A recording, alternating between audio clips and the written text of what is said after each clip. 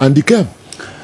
You know, obi bisa about Camara 3 goals. They say, yenene mpanyinfo ne nkasa they feel say those goals or you blameable, and said you I always say on be provide videos na they amaye na yetimi akamu ensem. You know, now on your screen monsan ko achi the first goal nini yam poso wa ya on da bi mo game na nko mo man nko okay yan nyina ya.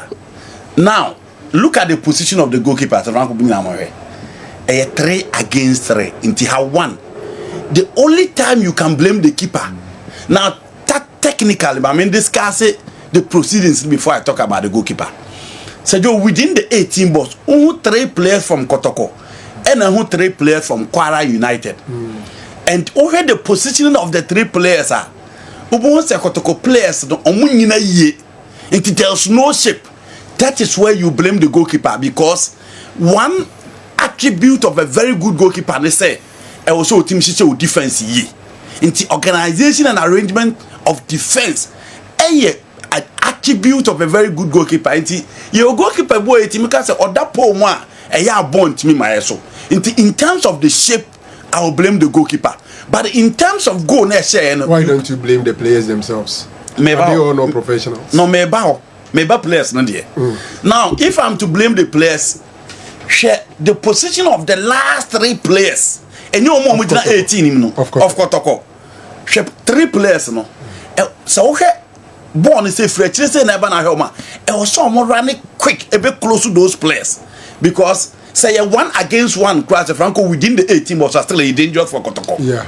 Within the 18 box, no. So, who defending a 1 against 1, still a danger for Kotoko. Inti, midfielders, no, the holding player and the central midfielder. Emmanuel Enchine Hilary Adabo na Sanso ewo akinimu no omu ye late. In that aspect you blame the defenders and you blame the midfielders say omu recovery session no omu ntimi a recover ntem me support to the players inside the area na Kotoko concede go nti momo play on na mo how the goal was scored. Oben say you cannot blame Camara in terms of a kwanya goal ne fa so share no momo play on momo play on straight away momo play on Muma game nenko. Enti ube say goal no, you can't blame the goalkeeper in terms of a kwanya goal ne fa so say no there.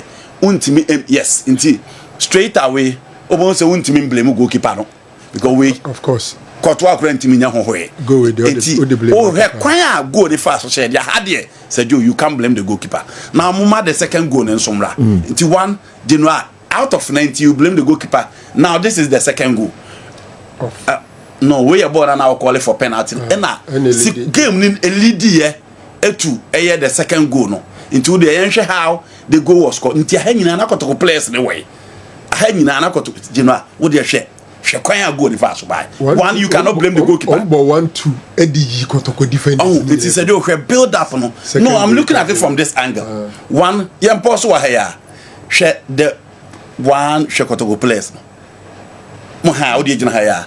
Jina haya 1 2 3 4 5 inipa ba ko pe ena leading in attack inti players na no mujina hono nyina they were only covering space, they were not covering the players inti ball na be nyina no mo comot. Now let's move on inti once again me can the ababi say you blame the players inti 1 2 o match split 5 1 2 3 4 inipa mi no split 4 players inti say ball we share once again na you blame the shape of the team, you blame the recovery session of the team, and once again you leave the goalkeeper out. And he said, "Your second goal and so ultimate blame Camara." Again, problem not started from midfield.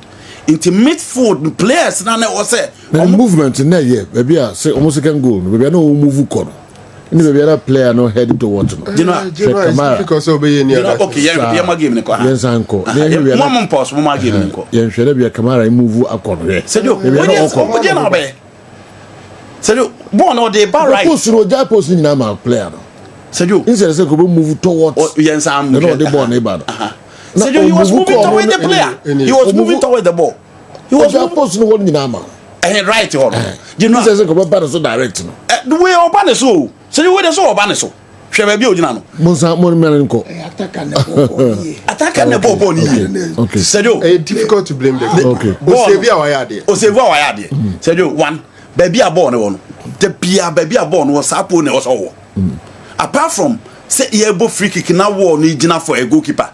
The be as a born or first pool, should be at the first pool. The be a born or second pool, should be at the second pool. And this one born no first pool. It is straight away. Sanga na no back over. Yet the far hashen our anyadie. By the far hashen you cannot blame the goalkeeper.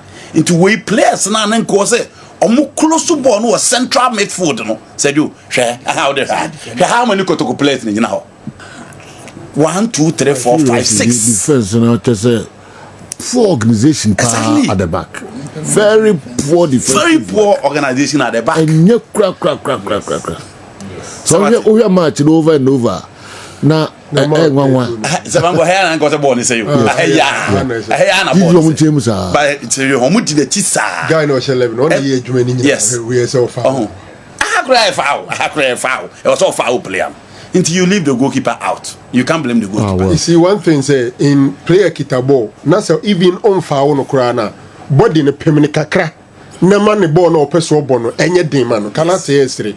Normally defenders on pemo kesiye say obeje foul, but obe pemo kakra ma mo ball no nya ahoden em mo ball no say ne open no. But when they say they were not even ready to tie them. Yes. Until for the first and second goal already, I don't think anybody can blame the goalkeeper. Monfa third one, Emra. Third one ni gua me feel say referee in the chair. Third one ni bo in a foul. Opa Kotoko ko mu 18 mu kran. You know this is the third goal. Okay. The third goal no. We soon to blame Camara. No me busao. I can't blame him. Okay. Bo na foul referee na ni because him no ntwi bo na foul. And once I come back you. Oh that no ko ye penalty. First one penalty. It was by my entry. You be foul no. And no so we place no. And no mo to. Oh the hell we born. 4 and 5 no. How the say do here. It's the be a shape ninye. The be a shape ninye. And a born e Kotoko atiro ahwe their reaction towards the ball. Omo fan time come back bi. Say born e Kotoko 18 balls ni mu a. Say do here. Ha ya mo poso he ya. Mo poso he ya. Say do here. 1, 2, 3. Your mom con into one. The Bia Omuja 1v1, 3v3, and my con. And said, oh, anytime Bia Obeja 3v3, no, attack no advantage. Because, so tackle no one tackle, yeah, obvious go opportunity to be a red card. So one, she and us as a Kuchano 18 bots in ma, obeying a red card plus penalty. Into yes, I defenders near cautious. When you, Mammy, say, did it look like an offside? It seems that born offside. That's a time over pass. That be Kalawedian no awful. Okay. Oyamo pass. Mon come chikakra. Who say offside? Time ojibord dey. Time na ojibord dey have baby dey no. Ombra nechi kakra. What the mama play on enko. Oh, there be a offside. Time Emmanuel entry. You had the last pass to the goal scorer. Mama Emmanuel entry, baby, na referee na nyere nko. The guy is ahead of them. No, don't can say go no. That's where. Yes, offside. And I still a woman ye. Before certain Saka born got it 2 net to defender. You know, so catch the post now. You had the moment. Somewhere, baby, Emmanuel entry at Kala. Yansha, a free. Kala, we send a penalty, referee Nana in the penalty. F of this. Because a good program if I. When I said got the foul man. Oh, the development Kotoko. Okay, oh dear, you're shooting now. But we who's a penalty? No penalty. Who's a General, unya better. Shaboni. When you can. When you come pass the ball. At the time of the ball, nobody ahead. Oh, you look at the good didn't foul offside. The ball was ahead than the player. In offside position, no, you know, at the time of passing ball, where was the position of the player? Until eventually, be outside. Debbie was okay. Once again, they don't medicinal. hwe Kotoko players na me ensa na omunyina hwan no mo tackle no Andy Hade omunyina ho why would number 4 and 5 Ebeka boom akọ AC very Where's good. a mistake we? mo 4 and 5 because first cry you can say stopper and libero baako na munyina mu mien munim se ball no ba AC a the offer a ball no first then the 5 no e we kire twen into 4 and 5 ka bom ko AC na mu mien nyina obi ati ansa nka at the end of the day mo na mo di go na Exactly. Yeah. It is the reason why we are blaming the defense rather than the goalkeeper. And after the defense, we have 3 Kotoko players. They do. Omo ye day. Ejuma ben na omo ye opaka na so. Defensively, 3 Kotoko. Into what you goals na asking na. Obo say Kotoko players. They be a ball come 18 boss man. You have about 2 or 3 players. Omo jogging. They don't press. They don't rush on the ball. Obo say ball na kwa no more jogging. If they really want to win in Nigeria, you know, have 3 players. Yeah. Defensively, when you go free, Nah, agile way. when you go free into the shape of the team, said you also But Accra Sports, I'm surprised. Most of the supporters don't call you know. No munina Basi Camara. Omunina Camara. coach trainer share Eddie pass Obeka say odi biachi na say Yeah, ni blame no call defense no so. Meanwhile, omo na the goals ni na the number of goals now consider in Intiana. Yeah. That is the angle. Me sure say Ben Intia. Yeah. One say now number say I don't recall the last time we be say 3 tia Kotoko. No G 4 na zen. Aye. No, you know, or the phone and say me sure some bomb say man. Oh, man for kind. Yeah.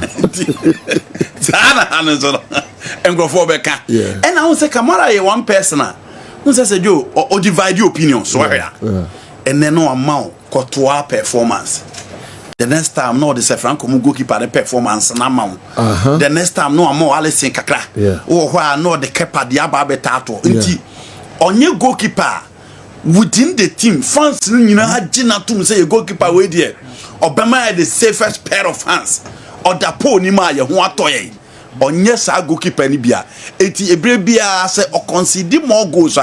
You expect these kind of questions and that backlash, you know, from fans. And they say, "Omo betimi abonachi." But on the whole, you know, defense and let take Kotoko down, and the central midfield position also let take Kotoko down. Omo adwuma ye pa. Enti adwuma ni mi enu wo ho. Eno na adwuma wo so ye because away na woko and team no share more goals and say you expect them to perform better in a way. But this omo ye ho adwuma yi. Let's say they are bad. Okay.